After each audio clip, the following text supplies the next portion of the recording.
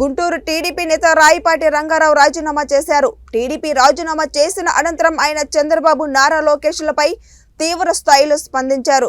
టీడీపీలో చేరినప్పటి నుంచి తాము ఎంతో హింస పెట్టారని, ఎన్నికల కోసం 150 కోట్ల తీసుకున్నారని ఆరోపించారు.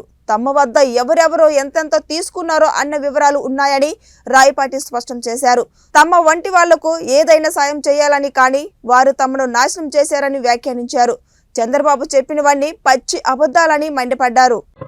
నాకు వాళ్ళే తర్వాత మీడియా మిత్రులు, అంతకంటే నాకు ఏం లేదు. పార్టీ సంగతి అంటారా, జగన్మోహన్ రెడ్డి గారి మధ్య ఆయన మంచి అభిమానం, ఆయన చేసే సంక్షేమాలు చాలా నెంబర్ 1గా ఉన్నాయి. అది చాలా నెంబర్ 1గా ఉన్నాయి. ప్రతి డైరెక్ట్గా వాళ్ళు జాగ్రత్తనే. వాళ్ళు కనుక పిలిస్తే నేను డెఫినెట్గా పోటీ చేస్తాను. లేకపోతే నా పని నేను చూసుకుంటాను ఈ రోజు నుంచి.